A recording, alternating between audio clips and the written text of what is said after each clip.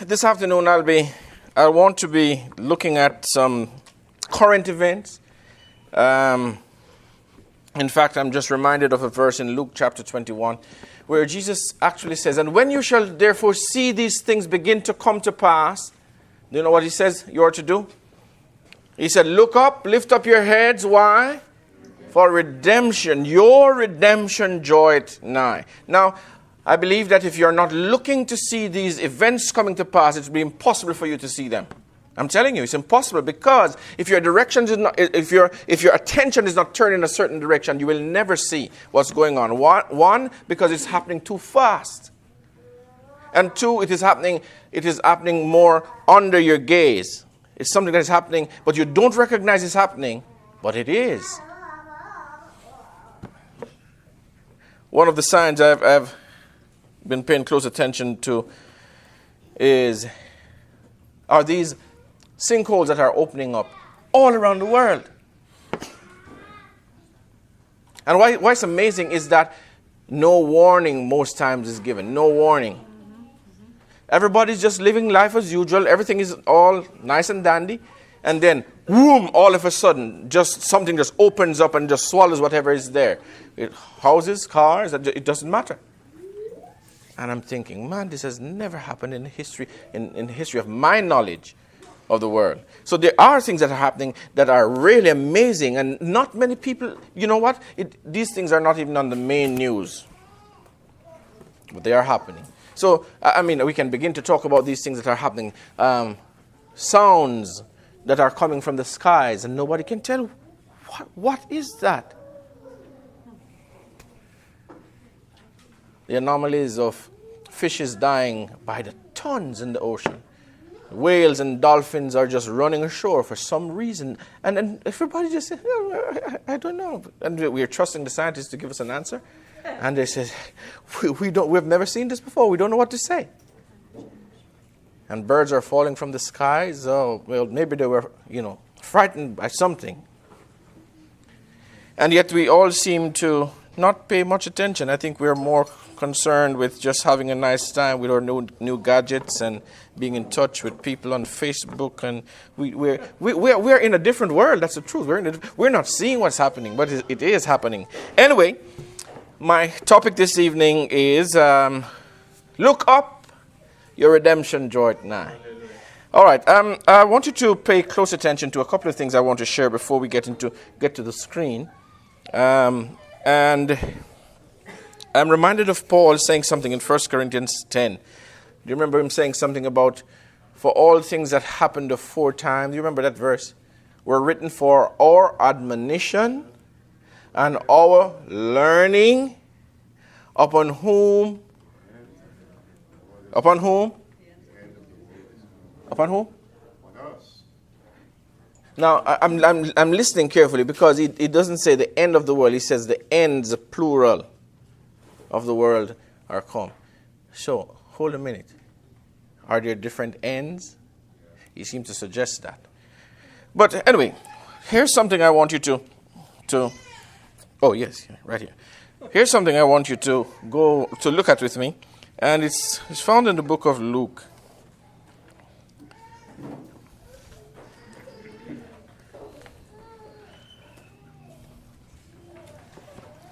Luke chapter 2. I want us to read together. Yes, it's good to get you reading together, because if you do it, you don't sleep, right? Luke chapter 2. We're going to read 3 verses there, beginning in verse 1. It's interesting how this happens to me a lot. I'm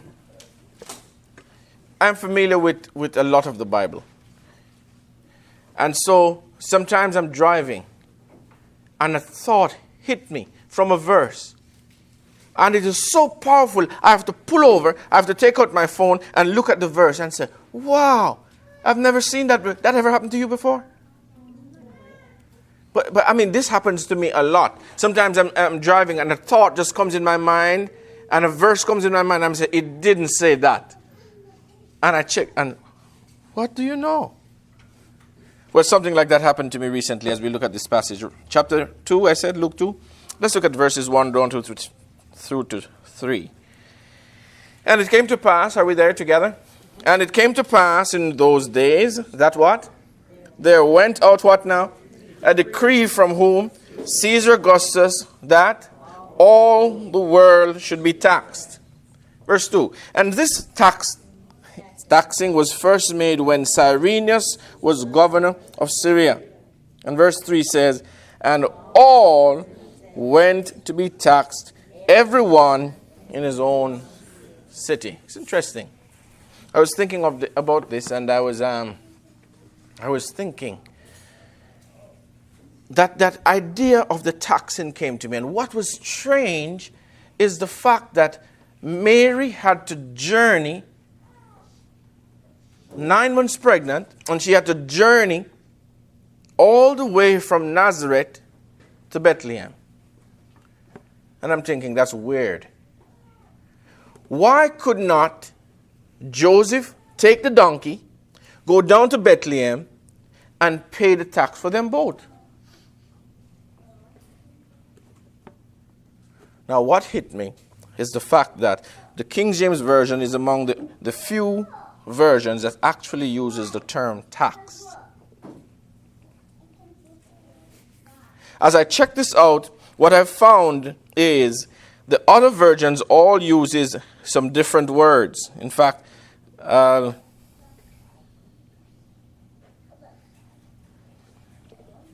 share a few of them with you.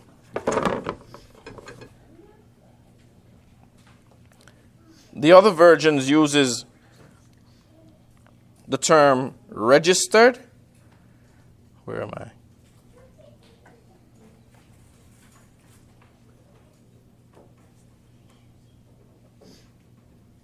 In the Romanian, it's registered. It's not text. I didn't know about the text. Yeah. Okay. So the other versions actually uses the word registered, enrolled, numbered, a census taken, or recorded in books. Think about that, because it's significant what I'm trying to bring across. So that was why Mary had to go. It was a registering of all the then known world. The Roman Empire was supposed to be registered, was supposed to be enrolled, to be numbered, or recorded in a book. Now, what is amazing is the significance of this act. Because the prophecies said, Micah said, and the prophecies before all said that Jesus was to be born where? In Bethlehem of Judea. I want you to think. And she was 9 months pregnant and still in Nazareth. So something happened that she had to leave Nazareth. Was it because she knew of the prophecy? No.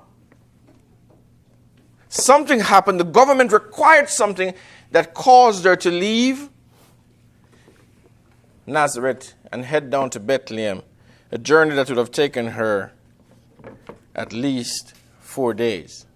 At least 4 days.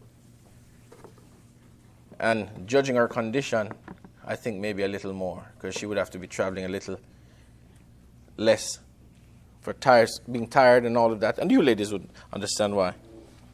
Your mothers, I'm sorry. All right, so when the command came, it was to bring to pass the fulfillment of the prophecy that the angels were able to come to the shepherds on the mountainside and said to them, unto you is born this day in the city of David, who? A Savior, which is Christ the Lord. So, it so happened that it happened on that month. And you know that she was, I guess it's the journey that kind of brought on the labor more quicker, right? But it was all in the prophecy. Who could have told that this would have happened? Who knew beforehand that this was what would have taken place at this time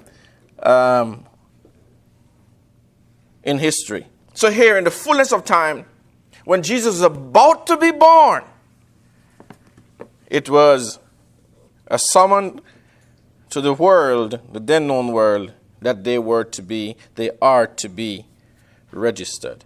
All right. And so as they went for this registration, Jesus was born. A mark and marvelous fulfillment where the Savior was brought forth. The Savior of the world came forth and redeemed us unto God and made us to be children of the Father, giving us the name that transcends all condemnation and degradation to which humanity was subjected. We are now called sons of God because of that one event. Sons of God. I don't know what that means to you, but it seemed John was really moved by this. He said, behold, what manner of love. Man, I don't know. I don't have that kind of excitement, but John recognized it. When he wrote it, he said, behold, what manner of love the Father has bestowed upon us. What is this he's talking about? That we should be called the sons of God. That's the point he's making. Do you understand what that means? Do you understand what it means to be a son of God? Well, John understood it. And I was reading Paul, was it? That was saying something. He said, it's in Ephesians. Maybe we should read it. Ephesians chapter 3, I think it is. Ephesians chapter 3. Look at these two verses. Starting in verse 14. Look at what he says. For this cause I bow my knees unto the Father of our Lord Jesus Christ, of whom, look at what this verse says now, of whom, what is now, beloved? The whole family, where? In heaven and earth is named. Do you recognize that you're actually a part of the family of God? That you're an extension from that family which is in heaven? I mean, these are just words, and they might just pass through, and especially if you're sleepy and a bit under the food digestion, then it just passes you by like that. But what he's trying to bring something to your attention, and that is this, that look, you are not normal people. You're not just human beings. You are different. And the difference that exists in you is the difference that existed in Jesus. Hallelujah. All right, so what about today? What are the things taking place in our world today that are the fulfillment of prophecies that were made long time ago? It's the truth that all my life I've heard this, that Jesus is coming soon. You heard it too? Yeah. Jesus is coming soon. In fact, I'll tell you, my father told me that his father told him that when he was a boy, they told him Jesus was coming soon. That's 4 generations. I'm telling you, that's 4 generations ago. And I'm telling my son the same thing. Now somebody has to wise up and says, come on, you can't fool me. How long are you going to tell us these things? But it's not just what you say. See, I just hear that Jesus is coming soon. Okay. But then I come to the place where I'm reading and I'm looking at these things, and Jesus said, look out for these things. When you shall see this and see this and see this, then know I am even at the door, right? And I'm telling you, the things I'm seeing taking place now in my world, in my time, would never happen before in the history of the world. Never happened before.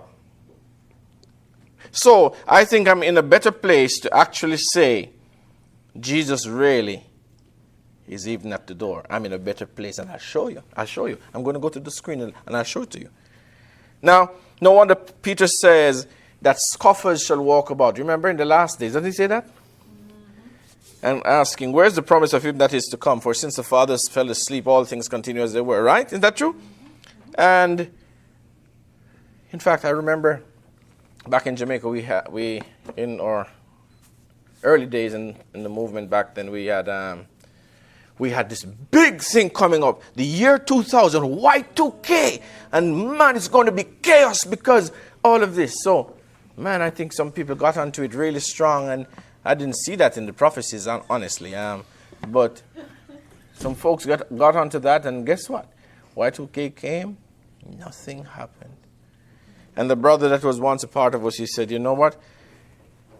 I'm going to look about myself. And by that he meant that he wasn't going to be bogged down with this idea of Jesus coming soon and altering his life and the thing. So he just set his goal so he can aspire and really reach out for the best he can be in the world, right? I see that happening a lot to our young people as well, because they are honest. Our young people they are honest. Yeah. And they look around and they recognize that Christianity really doesn't work. Because I see it in my parents. I see a different thing happening at church than what happens at home. And they're honest. They're real. And they'll be quiet, but they know what's happening, right? And it's sad, but it's true that these things are happening. Anyway, it seems, though, that there is that seeming delay. It would seem that there's a seeming, but I want you to look at something that Jesus actually said. In fact, I think it was prophesied that there would be a delay. You know, in the parable of the virgins in Matthew 25, it said that the bridegroom tarried. Have you read that before? Yeah. And it says, the bridegroom tarried, and it says, all the virgins fell asleep. Not just the wise virgin, not as the foolish virgin, but the wise virgins as well. They all fell asleep because there was a delay. It seemed there was. Not seemed, there was a delay.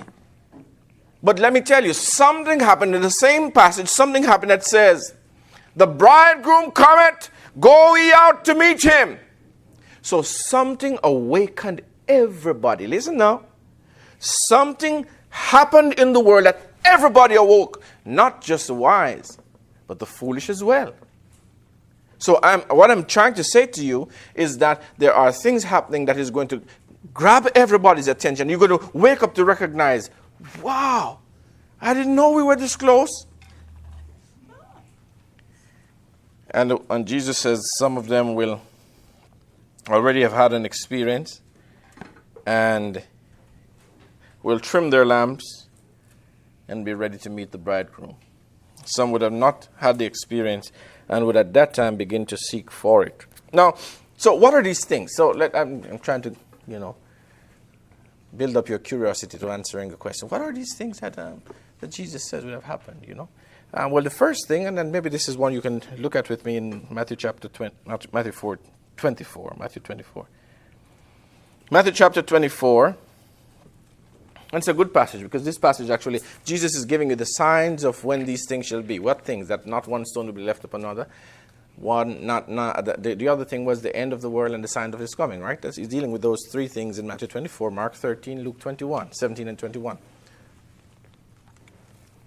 Look what he says in verse 14. I want you to read this one together.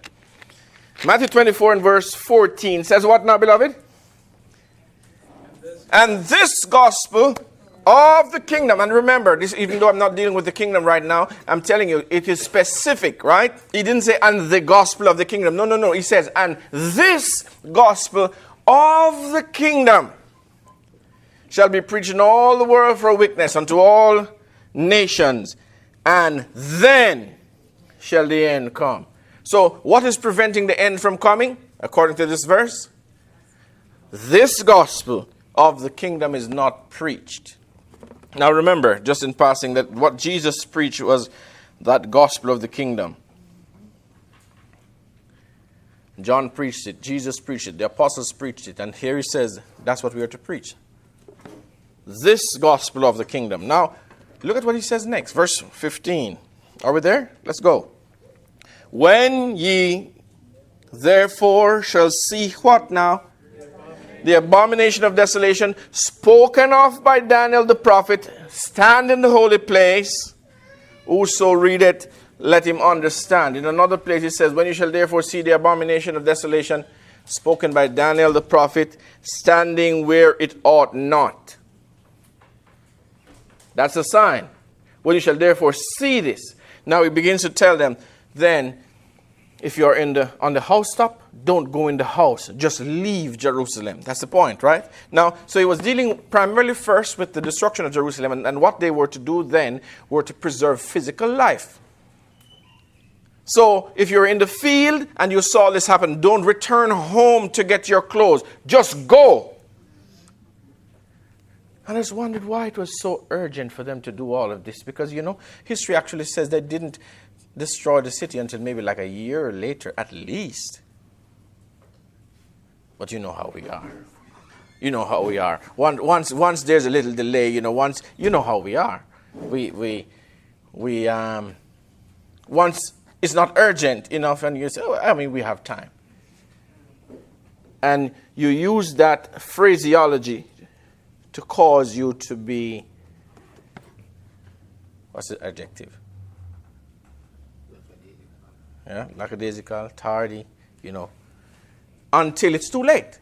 Don't you know how it is? Until it's too late. You think you have this time. So when Jesus said it, he had a reason for doing it. He said, look, once you see this, go.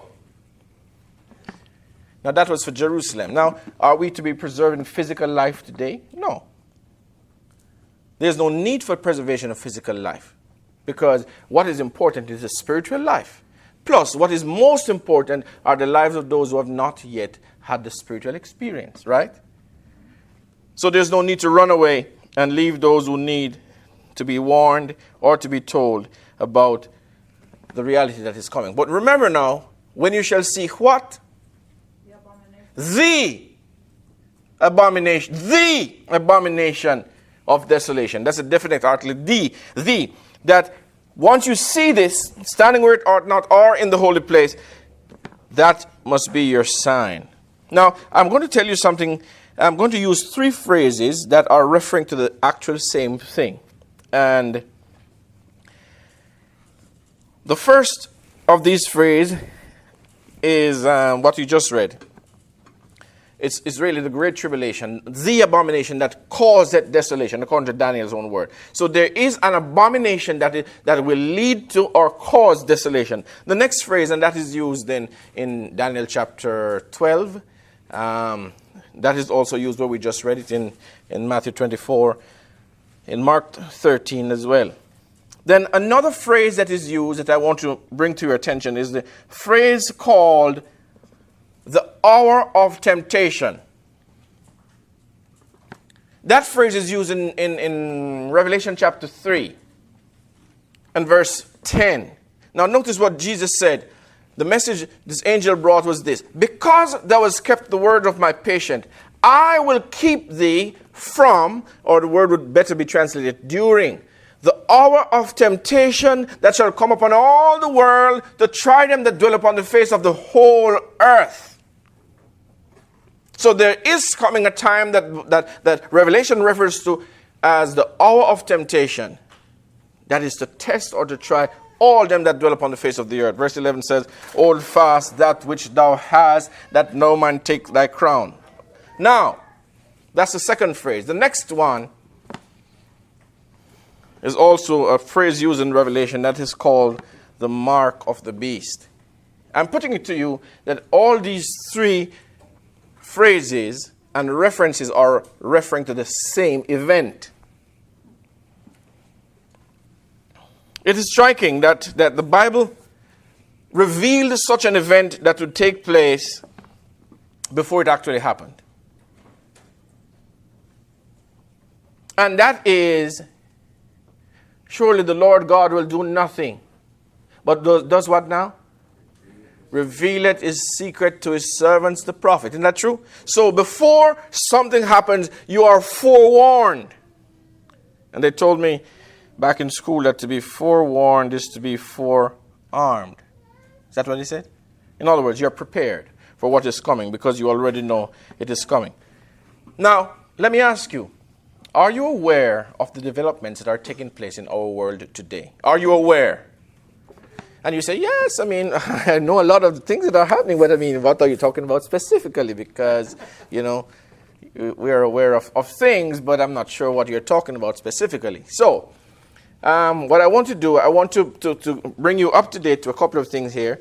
If I could get these equipment all fired up and booted up, then, yeah, you can turn the lights down. Am I losing? Oh, no. What is that?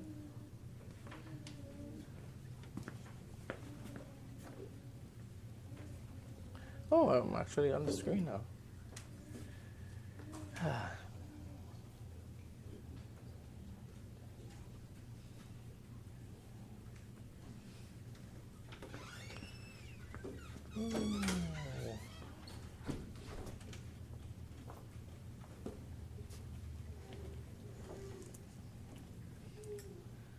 All right. I first want to bring your attention to something that the United Nations have actually implemented since the year 2015. Not many people understood what really took place, even when the Pope came to visit the United States in 2015. But what is interesting is what was implemented. What was implemented was something called the UN Agenda 2030, in which the plan is to change the world by this 17-point. Can you see at the back? Not you, Shan, because you're standing. You can see Pat. All right, yeah. So these 17 points that were listed by the United Nations was to end poverty, end hunger. I mean, it all seemed good. If you look at what they're saying, the first goal is to end poverty in all its form everywhere. The second one is to end hunger.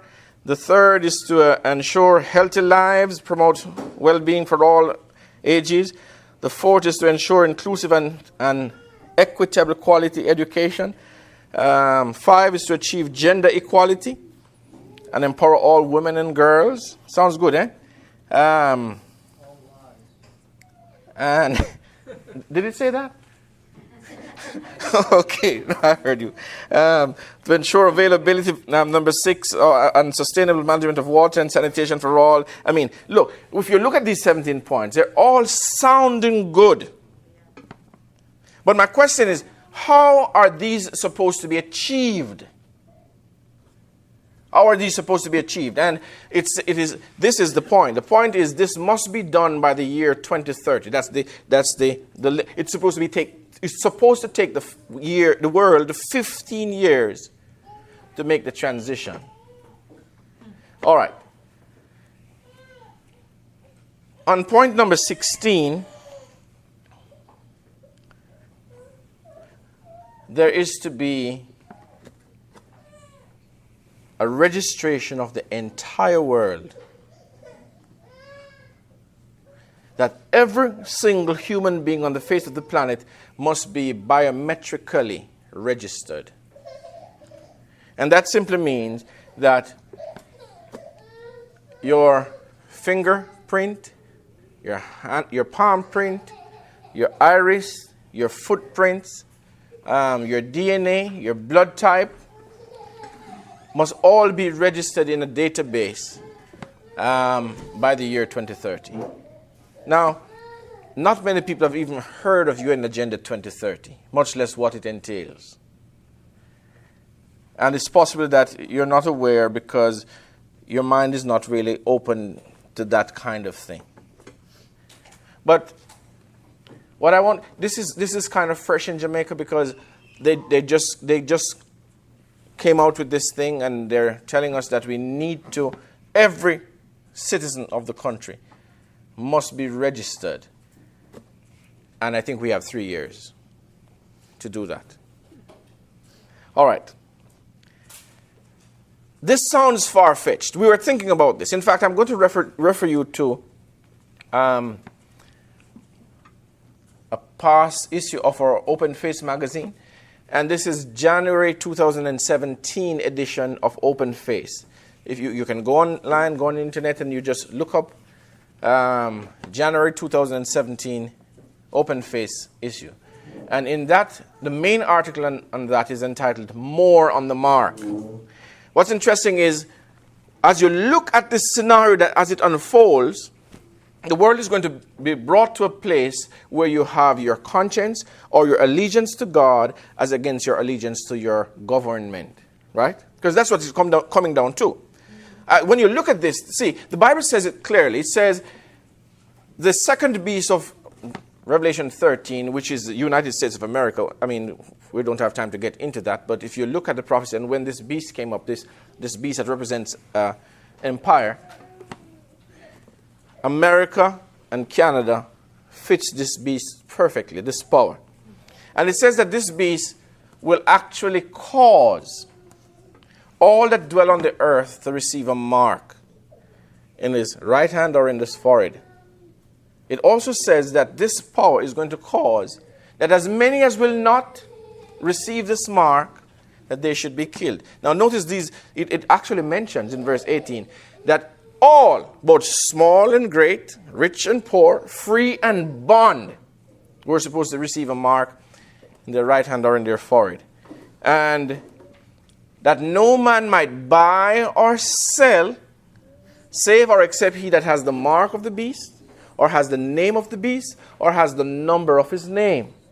I want you to think, and I'm sorry if this sounds like I'm going too fast, and maybe I am, and I'm just going on the presupposition that you are already aware of these things, so this is like, yeah, I know that, right? So forgive me if you're not. So when you look at this, you realize, and this was something I was thinking, like I was saying to David, how is this going to be possible? How is this going to be? How can you actually control every person's life? Oh! And I thought that's a good question. And then nobody could answer me either. They're saying, yeah, I'm thinking the same, How are you going to control the man's life who lives in the woods and he doesn't even interact? You're thinking that way. And you say, yeah, that's a good thought. I wonder how. But then I realized, in a short while, I realized that something has caught on in the world, and it's these things that we call electronic devices. I have two of them. I actually have one pinned to my body. I have a phone, I have an iPad, I have a computer, right? So we all have these gadgets, right, that we use. And it's strange because, you know what I realize? These things are almost like demonic pieces of equipment. I'm telling you. They're talking about how people, they're not even able to communicate anymore. They don't talk. You see two people sitting at a restaurant and they're on their phones. Mm-hmm. And I want to ask my wife something, and I ask her a question on the phone. She's right next to me, and I'm saying, why don't I just talk? Because something has taken over, especially the youth. I'm telling you, they are just crazy about these pieces of things in their hands, And so, what we say, no. This is good because things are just quicker and faster. You can interact with people anywhere around the world because you can go on Facebook and Twitter and Instagram and you have all these different things. And we don't even recognize that we are programmed into something and we're just heading into it headlong and we don't realize. Because the ease and the comfort that you can do this so easily, you don't see that as being dangerous. Now, I want to go here and look at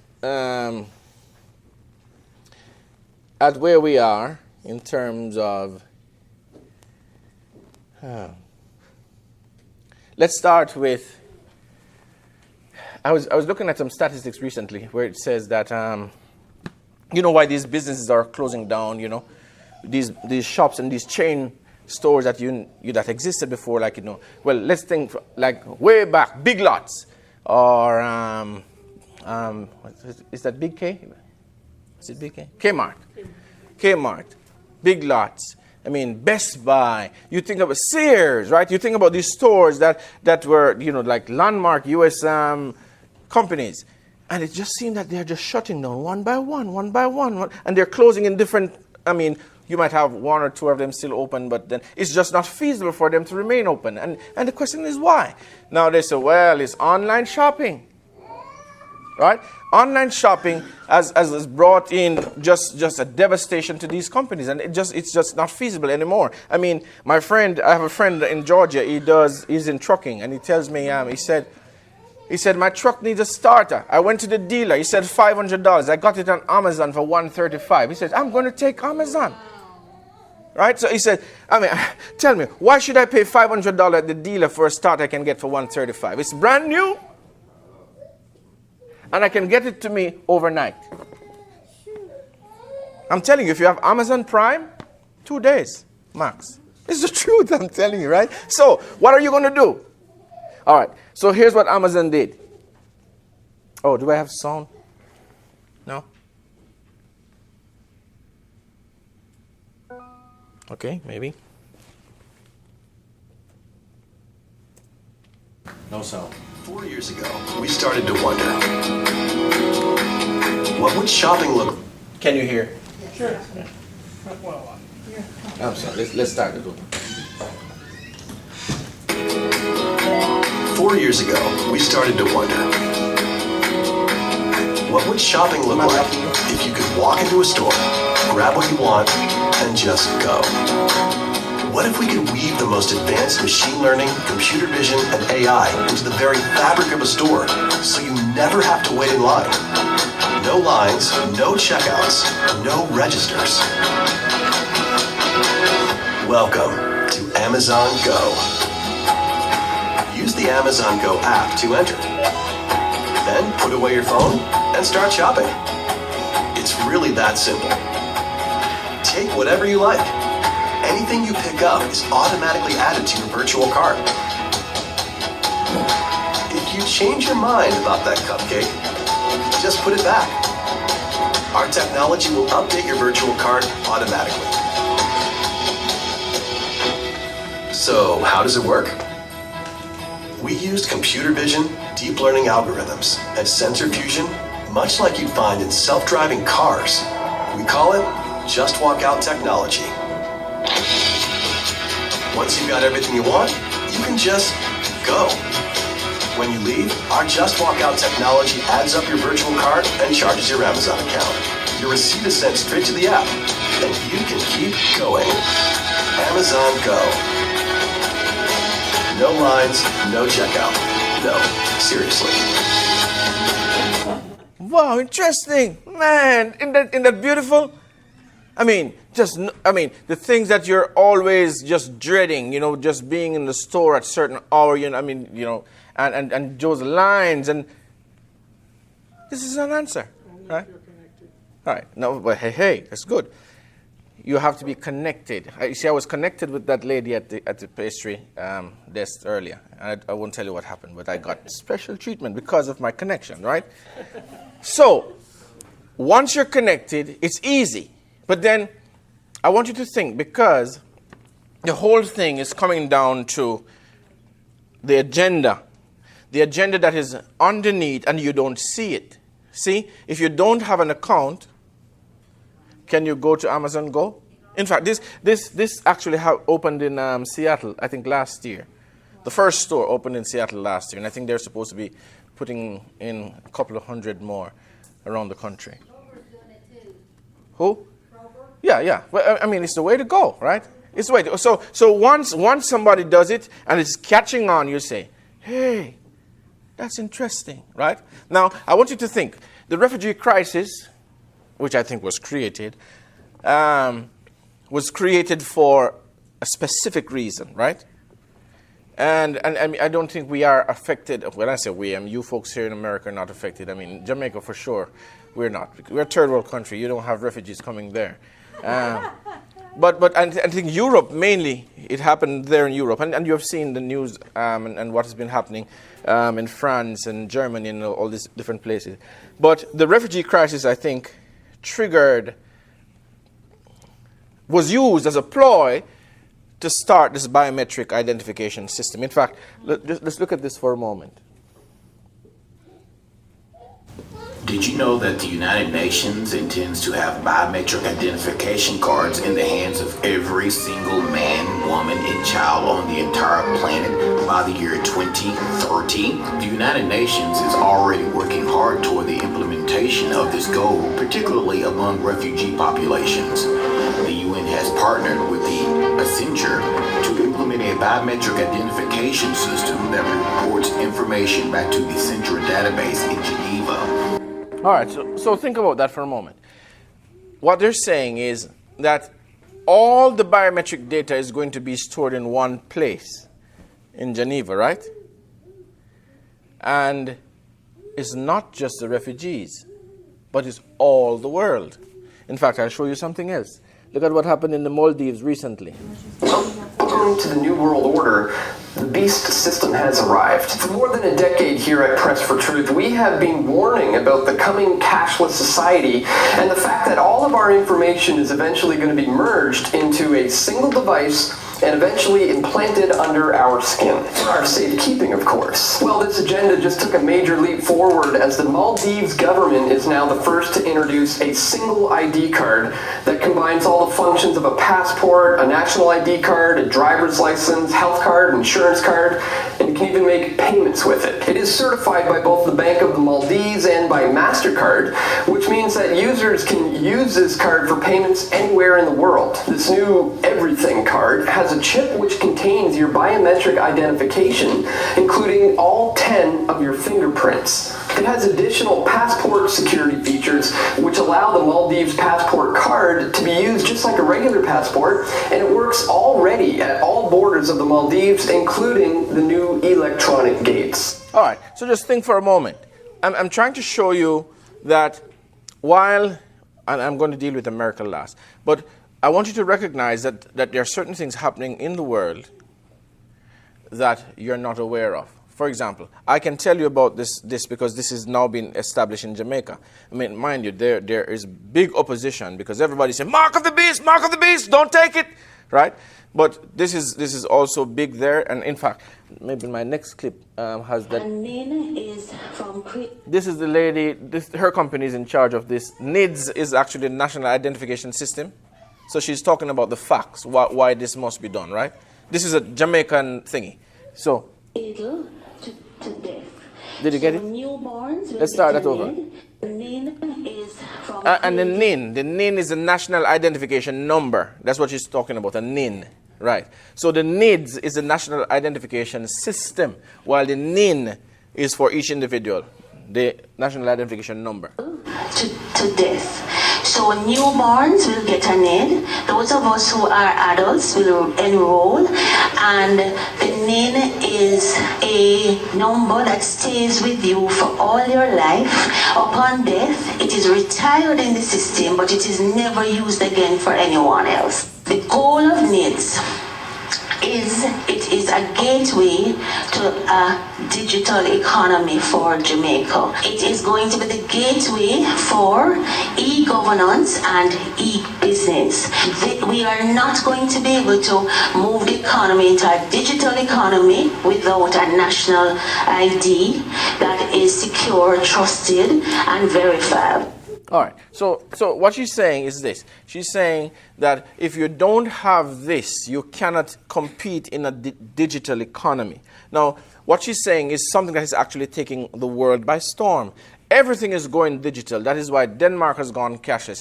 Was it Sweden or Switzerland has gone cashless as well? If you think about this, what they're doing is getting rid of cash and getting you all registered digitally in a database where you're controlled by the database. Now, let's take, for example, in America right now, in a few states, and maybe in all states now, the food stamps, those who are on food stamps are given a card. Isn't that true? Is that true? All right. So they're given a card, much like a credit card. I don't know if you've ever seen these news items or not, but there are times when they have gone to get food and the card doesn't work. Have you seen that on the news before? Right. The card doesn't work and you can do nothing because you have no other means of surviving except by your food stamp card. But then when the machines are down or the card doesn't work, what do? Well, you stand and wait and see how long it will take. Or you probably have to go back home for a couple of days before it will work, right? But I'm saying, if you look at it, it's a way of ushering in certain things that you don't recognize.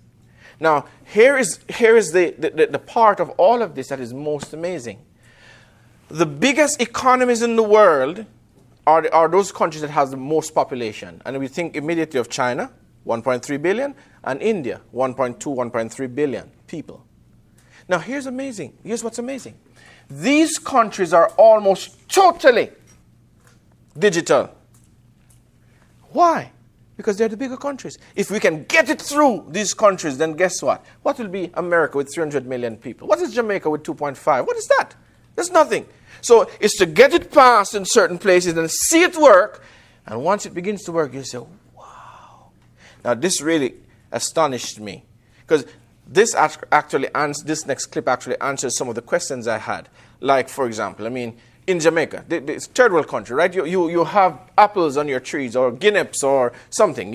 And you want to sell. You just pick some, you stand on the roadside and you sell, right? So I'm saying, how do you control that? Well, I was really surprised with this next. Days of overstuffed wallets in your back pocket or purse might soon come to an end. By 2020, mobile wallets on our smartphones are expected to surpass the use of credit and debit cards in the U.S. That has already happened in China. Ben Tracy is in Beijing to show us what a nearly cashless society actually looks like. Ben, good morning. Good morning. So when I moved here to China a couple of months ago, I kept getting funny looks every time I would pull cash out of my wallet to pay for things. And then I got one of these. It's a code on my phone, and now I can basically buy anything here in China. When you pay for something, how do you pay for it? Mobile phone. On the streets of Beijing, cash is definitely not king. What do you think of people who use cash to pay for things?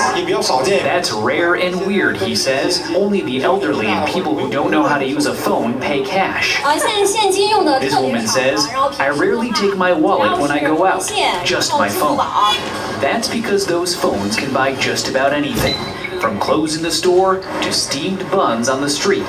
They're used to pay for bike rides and bus rides, rent and utility bills. When was the last time you used cash?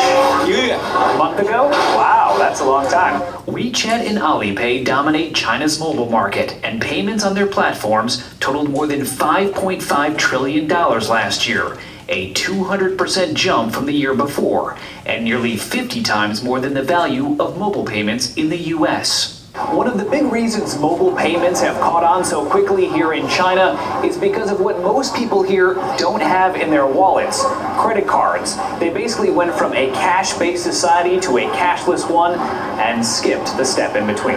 China has leapfrogged the U.S. into going to a cashless society. Andy Mock is an economist in Beijing. He says China's cashless revolution has happened in just 3 years, largely thanks to these things called QR codes. You simply scan them with your phone to pay. Nearly every business and person has one. From the farmer's market to the musician on the street. Do you see that? You can actually tip a musician on the street using your phone. You know, somebody sitting and begging, right?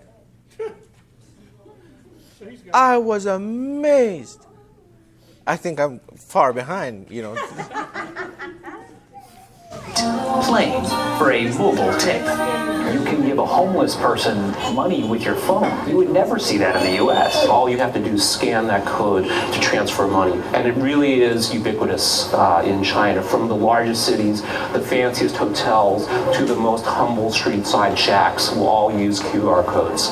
The Chinese are comfortable doing everything on their phones, while in the U.S., credit cards and online shopping via personal computers still rule. These kinds of legacy technologies make any adoption of newer generations of technologies much more slower. So in this sense, I think the U.S. has a little bit of catching up to do. A recent survey found that 40% of Chinese people carry less than $15 on them, but they would never dream of leaving home without this. As one guy told me on the street, you can't achieve anything without your phone. All right, so it's interesting that I mean, like while I was sleeping, I won't say you because you're aware of this, right? Now, while I was sleeping, these things are happening. I mean, the technology is moving leaps and bounds towards this system, towards this total control system that will control the world. Now, so you look at China, and China is almost there. They said over 1 billion already, and India is over 1 billion too. Now, in fact, I think India is next in my lineup. Time to move on to our focus report, which takes us to India this Friday. In 2008, the Indian government announced the launch of an identity card drive. And so notice, in 2008, he launches this, and he says it's going to take 10 years. So that will bring us where? This year, okay? Promised that within a decade, every citizen would be provided with a unique ID number. That that number in question was linked to an individual's biometric data, fingerprints and iris scans, and over 1 billion Indians have now received their cards. But today the government is going a step further by linking many social welfare schemes to this massive biometric database. For example, a person can be given access to a fuel subsidy with a single fingerprint check. The aim of the scheme is to reduce corruption and misappropriation of public funds by middlemen, but also to increase digital transparency in commercial transactions. However, some are asking whether this is a case of too much government regulation, and privacy advocates are calling this the world's largest mass surveillance project. Well, our correspondents Madhukini Galat, Suhail Khan, Surabhi Tandon and Constantin Simon tell us more about this debate between easy access to welfare schemes and the right to privacy. Over 1 million people live in Old Delhi. Mohammed Kashif reckons he's met most of them. A chicken seller by day, he uses his shop every evening to enroll citizens into what has become the world's largest identification program. Launched in 2008, Aadhaar aims to provide an identification number to each of India's 1.3 billion people. It also records every individual's fingerprints and iris scans for the government's massive database. Okay, now put the fingers of your right hand. In a country where many people don't have any identity document, this is a revolution. I want to enroll my 3-year-old daughter in school. They told me I can't do it without my Aadhaar card, so I desperately need it. The government has now made Aadhaar mandatory for availing subsidies on food and fuel, for opening bank accounts, and for getting a mobile phone connection. All right, so just think. See, it's getting more and more inclusive and intrusive in your life. And so there are certain things that you cannot do without you have this card. That's the point they're making. Now, I'm going to actually show you what it will eventually lead to, because I think there are some countries who are far more advanced in that than we're even dreaming. But I also want to show you all where for the U.S. especially, certain things happened last year, I think, that caused an alarm. Maybe it was planned, I don't know. And then your president made an announcement that I'm sure that most people are not even aware of. Were you aware that the president made an announcement that your social security numbers are to be deleted and something new taken over? Were you aware of that? No, I'm sure you're not. So anyway, I'm just saying, I'm saying it is when you're in a society like this one, what happens is you have to go with the flow. You understand what I mean? When the world is going a certain way, you either go with it or you get left behind. As you'll see next. This is, yeah. Monitoring company Equifax is dealing with growing fallout this morning over... All right, so this is what happened last year, earlier. I think in May, was it? Company Equifax is dealing with growing fallout this morning over its massive data breach. The personal data of 143 million Americans was exposed this summer. That information includes social security numbers, addresses, and credit card data. Equifax faced backlash for initially charging protection fees to those who tried to freeze their credit files. But the company said on Twitter Monday it would waive all security fees for the next 30 days. CBS News business analyst Jill Schlesinger is here with the steps consumer. All right, so what happened is really that this big company, Equifax, was in charge of having all this data as it relates to your credit card, as it relates to your social security number and all of that. And something happened, a breach was made where 143 million was exposed, right? I mean, somehow they hacked in and got the information from all these different... So they're telling you, you want to be sure if it happened to you? I mean, most Americans I spoke, they said, what is that? I've never heard of that. Who's that? And I said, okay. I said, were you in that breach system? Did they hack your credit card? He says, I don't know what you're talking about. I said, aha, I see. Because most times, our ears are not keen to hearing based on prophecy. We hear the gossips. We hear Trump is in court for this woman that he paid off, or and we like to we pick up the juiciest stuff. and not necessarily the most important ones. So that's really what happened last year, May. And in October, this happened. On October the 3rd, the world moved one step closer to the impending mark of the beast. Rob Joyce, the special assistant to the president and White House cybersecurity coordinator, announced that Donald Trump has now directed federal agencies to phase out the use of social security numbers as a means of identification after the hack of credit agency Equifax exposed the social security numbers of millions of people back in May. Donald Trump has now ordered the federal government to establish a more secure and technologically attuned identification system to replace the existing system, according to Rob Joyce. Quoting Rob Joyce, who made the announcement at a cyber conference in Washington, D.C. on October the 3rd, organized by the Washington Post, quote, "The Social Security number has outlived its usefulness." Now, all right, so that is what is coming, right? Now, I'm saying if the entire world is going the opposite way, then do you think that you're so special that it won't touch you? What is happening, right? And guess what? It just comes as an announcement, right?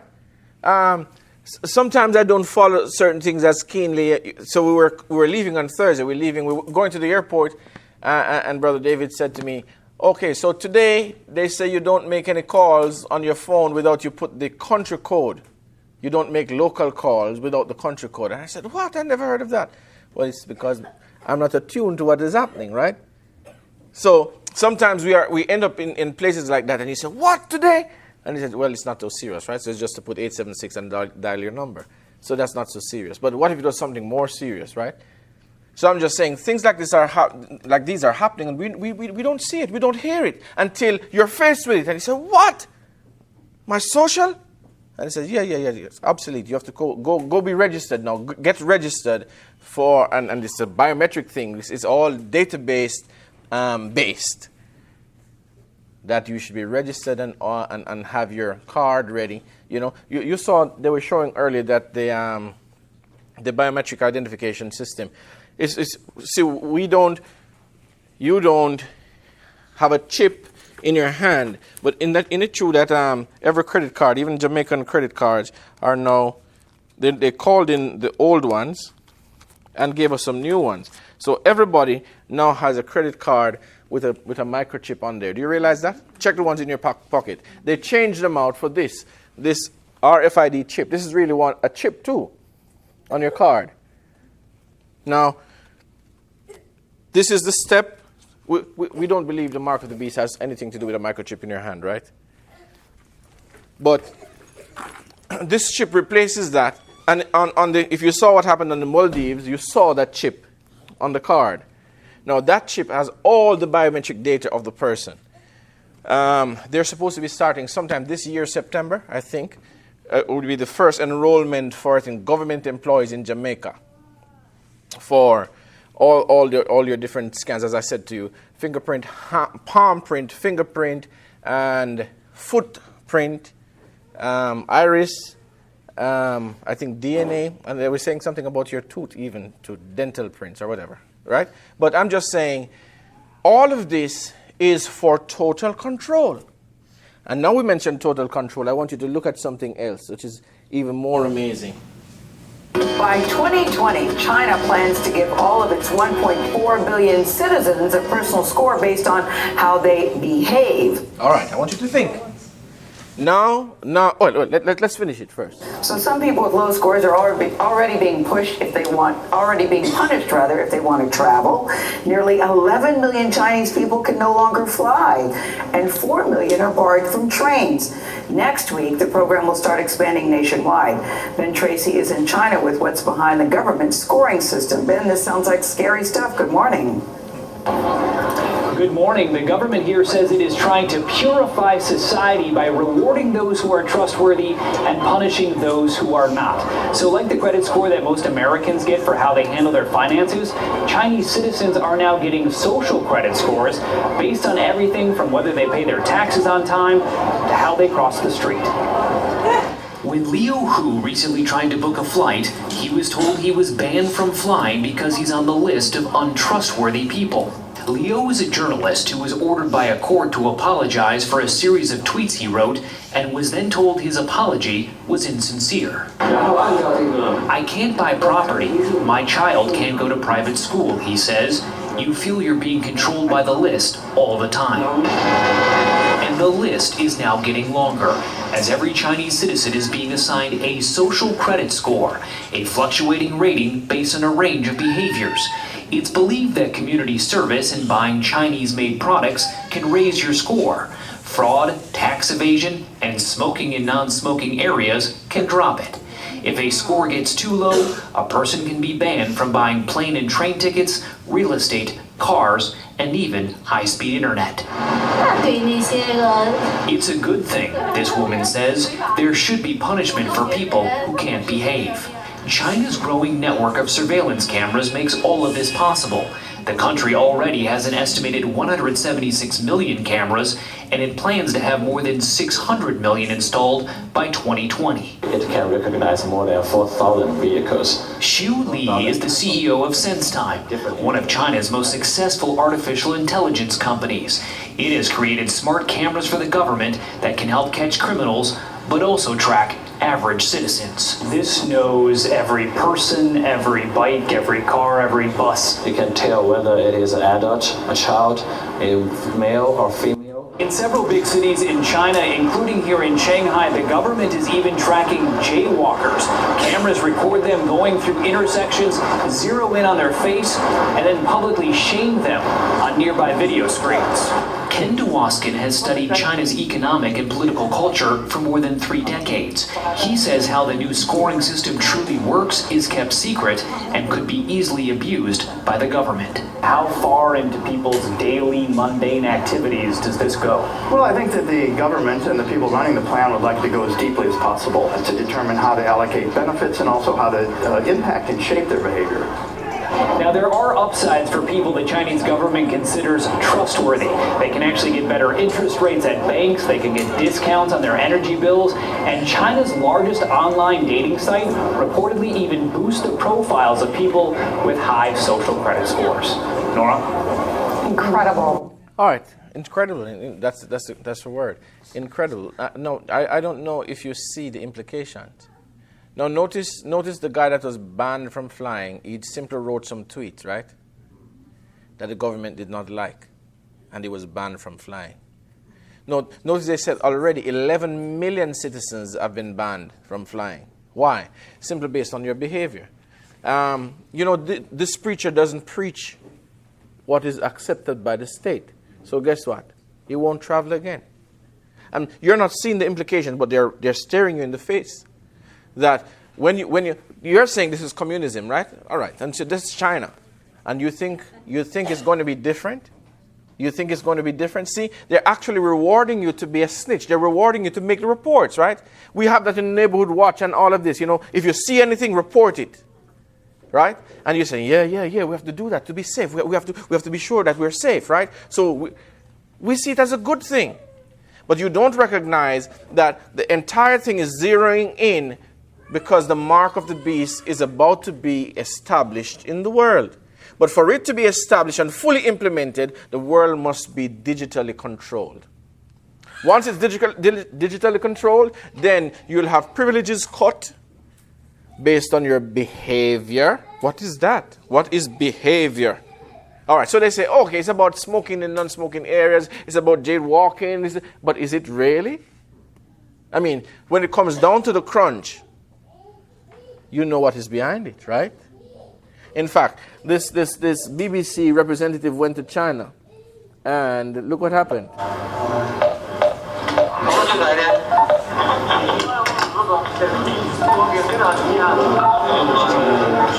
Now, notice they just called China the all-seeing state, right? You saw that? All right.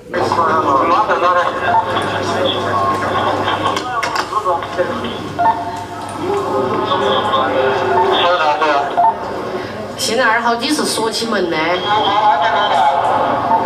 对，就是这。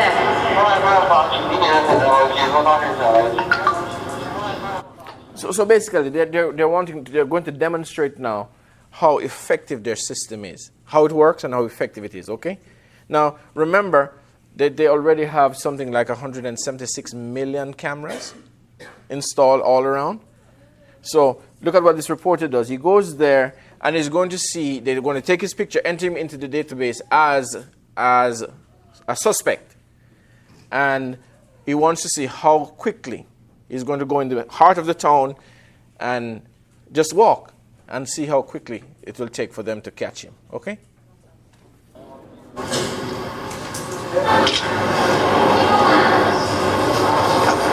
Well, let's see how long it takes you to find me. Thank you very much. Let's go.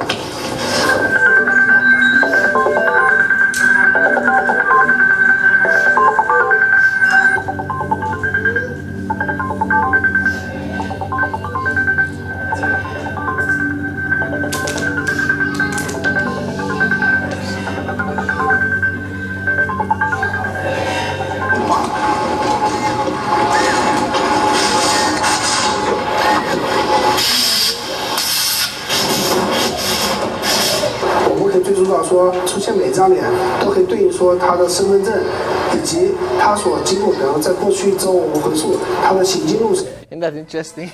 They can take your picture and actually track your movements 1 week back in time. That's what you just read? Did you see that? So at any moment, they can just take your picture and track your movements 1 week back in time. That's interesting. Do you realize that everything that is moving is recognized? Everything that is moving. So whether it be a car, a bike, or a person, everything is recognized. 在人像匹配还包括亲属关系匹配，然后是你经常接触人员之间匹配。就是当摄像机碰到就或者我们传感器碰到一定密度的时候，其实我们会经常就知道你跟谁今天在一起。 Well, here we are then. I've just got out of the car, close to the city centre, and for the purposes of this exercise, the plan is for me to start walking in the direction of the bus station. My image has already been flagged to the authorities as a suspect, and in theory, it should only be a matter of time.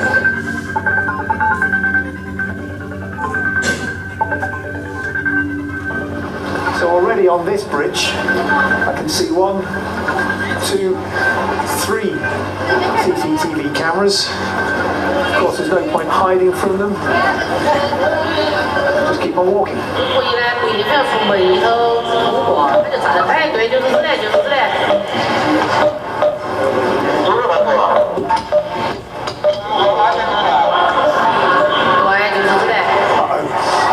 Right behind me, you can see just over my left shoulder there. Hello, guys. I've been expecting you. Maybe these guys aren't in on the joke.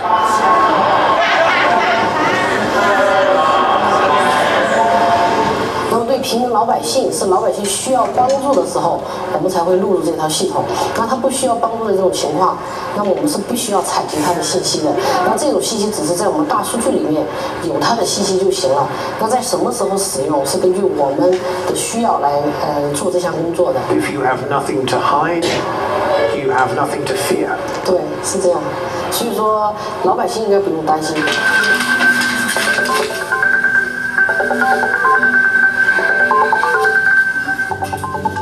你觉得为什么摄像头？对，因为现在民怨沸腾，就是它真正的用来预防犯罪的效果很少，反对的、不同意见的，让我觉得每天你都感觉到有一只眼睛盯着你，一只无形的眼睛，不管你干什么事儿，你总是有所顾忌。高科技为那个警察维稳提供了方便。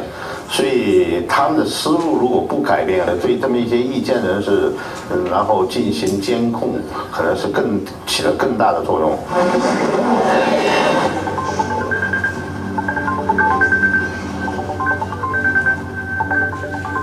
Would it worry you to know that every move, your every association was being watched. Does that change something fundamental? Honestly, I won't feel very comfortable. There's a certain level of discomfort. First, I think technology by itself is a tool for human being, just like a weapon. If it is in the wrong hands, like in a terrorist hands, it might do very bad things, right? But government do develop weapons. I think there are reasons that technology keep advancing, like artificial intelligence. It can be applied to do a lot of good things.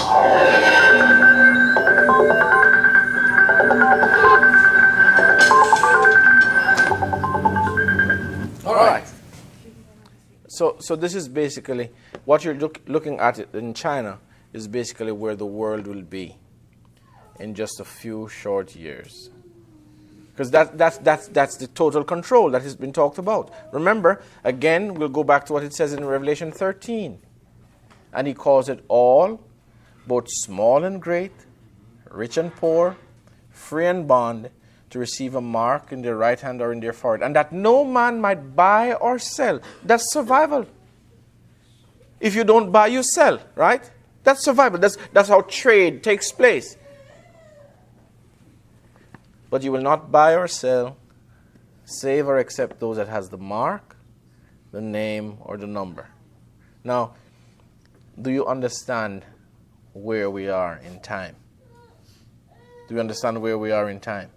Now, most people will accept because they see no way out. Most people accept this. Most people will submit because you see no way out. But then, remember, in accepting is not the issue. It is when you're silenced from speaking, that's really the issue. Because you can't speak as you ought. Because, look, we talk about this new implementation of this hate speech law. You don't see the implications either, right? And I could have gone on to show you that bill in California that they probably will soon ban the Bible as a hate speech book. I mean, how do you fare in such as how do you actually make it in a society like this? Well, I'll tell you.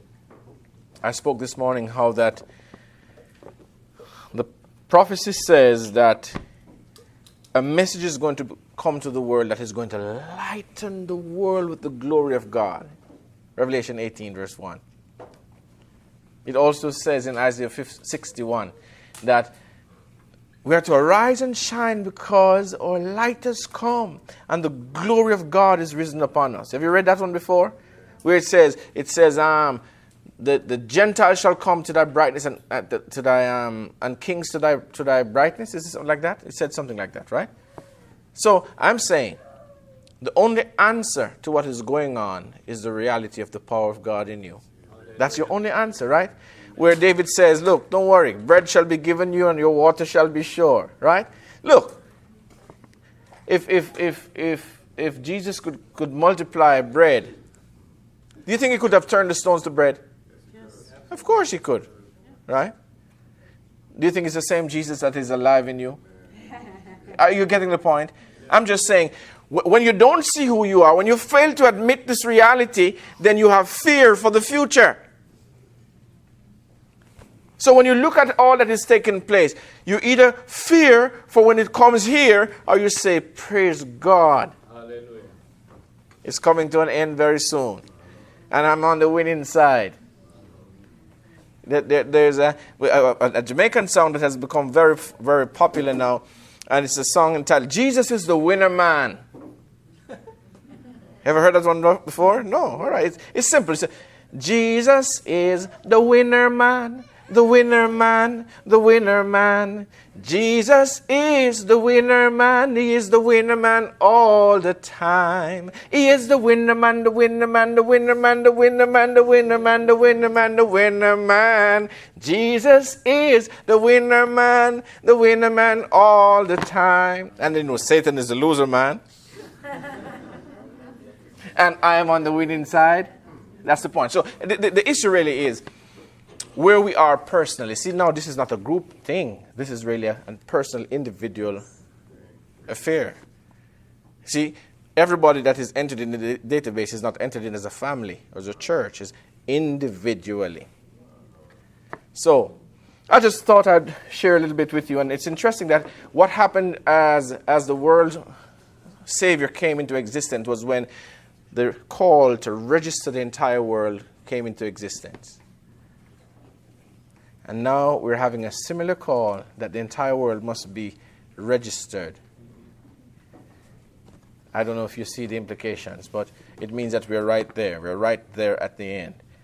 And don't think I'm telling you guys to put away your phones. I'm sorry if you got that kind of message. That's what I was saying. I was saying as you get hooked to it, then it's easier for you to just be drawn into the system. It's easy. I'm telling you, it's easy, right? I mean, I look at my phone and I see I have a QR code on my phone. Do you know that? And I guess I'm not sure if this is on on my WhatsApp app. Because it's just easier for me to communicate with my wife and my kids when I'm away, right? I mean, in the airport, it's just easy to say, hey, I just landed, right? And okay. So it's easy. But if I want to say, for example, if I'm doing too much typing and my keypad on the phone is too small, I can just use my laptop. But the way I do that is scan a code from the laptop to the phone. And it's called a QR code in my WhatsApp app. If you look in settings, I think it's on yours too. So I'm just saying the technology is already prepared for what is coming because, it's already discussed. They know what is going on. They know what they're giving you. They know how to lure you into this web and to get you all involved, right? And as I said, that is not even the thing because it's no sin to be registered in the database. Is it? No. It's no sin, right? Because if you know anything about the power of God, then you know you're always protected. You know that angels are always around you. Do you actually know that? That angels are, and you have no fear because you are in the place of safety, right? He that dwelleth in the secret place of the Most High. We're always under the shadow of the Almighty. So I'm just saying, it is time for you to look and recognize, and the young people especially, this is where we are in our world. This is where we are. And you probably didn't know that they were thinking of changing the social security number, which is going to go to a biometrically identified identification number. So, every citizen in the world, we're saying Jamaica is talking about the need and the needs. It's going to be a worldwide thing. So very soon, everybody will have to go in to some place to get your fingerprint. We do this every trip we make. We do this. You know what? You don't even go to an agent anymore to be questioned. They send you to a kiosk, right? A machine. And you're talking to this machine. It says, scan your visa. And you put your visa in, and it scans it. And then it says, fingerprint, four fingers, right hand, so and so. It says, adjust the camera for your picture. And you're doing all of this just... Then they give you a piece of paper. You give it to the agent. He looks. He said, go. Right? So, slowly but surely, we're just been programmed to it. And you say, well, what else are you going to do? What are you going to do? I said, well... I think the Spirit moved Philip from one place to another. I'm looking forward to that time when we bypass the airplanes, and you said, hey, listen, I'm going to be in Germany in 2 hours or something, you're there. Or just in like this, it worked. And then when I'm done there, the Spirit just moves and you're in another place. I'm just saying, why do you think that is so impossible? Because it just seemed like you just read it once in the Bible, right? Yeah. But I tell you, when the Spirit is poured out like it was in the day of Pentecost, things are going to happen. Hallelujah.